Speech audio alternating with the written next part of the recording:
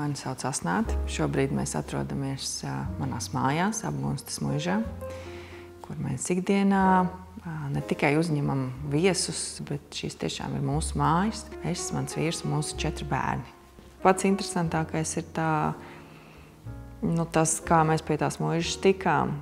Tā bija izsole, kur mēs aizējām ar tukšām kabatām, un tajā brīdī ar pilnīgu blefu un šķietam pārējo pretendentu, vismaz tādu vizuālu iebiedēšanu, bet iespēju radīšanu, ka mums piķis nav problēma, un lai kāda tur būtu summa, mēs būsim uzvarētāji. Visi kaut kā tieši apstājās un apklusa pie tās mūsu noteiktās summas, un mēs tikām pie gala. Jā.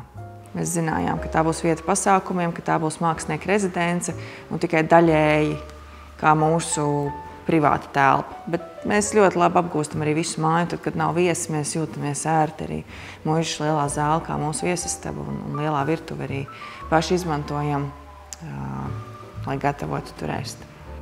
Kad mēs šeit ienācām, te dzīvoja divi cilvēki, ēkas pieskatītāji, un viņiem bija klētī tā daļa, kas nebija vēl sagrūsta. Viena kaķu mamma, Cace. Pirmā metienā, ko mēs šeit sastapām, piedzimst kaķēni, 3 ļoti skaisti. Un mēs ļaujam katrai meitai adoptēt pa vienam kaķēnam. Un tad pēc tam pavasara metienā vēl viens tiek pieturēts. Mēs paralēli savukārt rakstam projektus Lauku atbalsta dienestam. Un kaut kā necerēti pirmo reizi dzīvē tik ļoti veiksmīgi visu, ko mēs iesniedzam, arī apstiprina. Un tad tieši pie 4. kaķa mēs sapratām, ka tur ir tieši saistība šai, teiksim tā, veiksmei, panākumiem, ir saistība ar Apgunstas kaķēniem.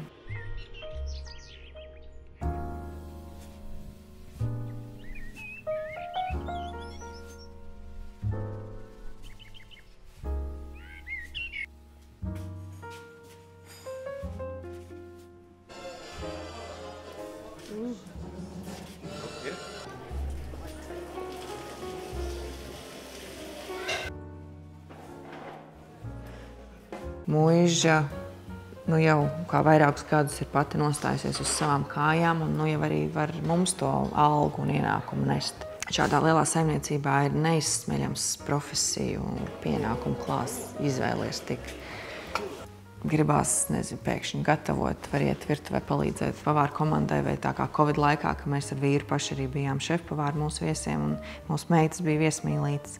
Grib būt dekorators vai dārznieks, ir ļoti daudz šīs lomas, un mēs tās paši arī daudz darām.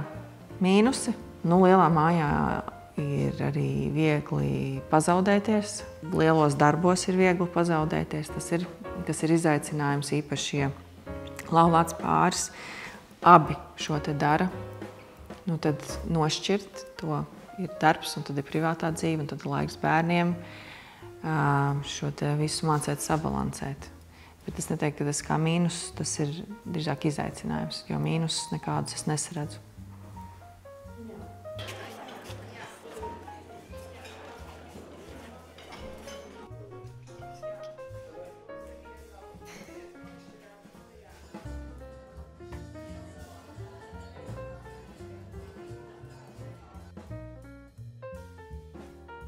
Man ļoti priecēja, ka tas introvertais, klusais latvietis, kuram ir tik grūti pateikt otram kaut ko labu un dalīties komplimentiem, ka šeit viņi tomēr tā kā vairāk atverās. Labāk, lai ir tas mistiskais nedaudz noslēpums un ir pozitīvs pārsteigums atbraucot, nevis otrādi. Ka ar bildēm tu sasoli, ka tur būs nezinu kas, un vienīgie skaistie stūrīši visi arī ir ielikti mājaslapā, un atbraucot tev vairs nav cits, ko ieraudzīt. Tā mēs negribam. Labāk tādā mazā noslēpumā.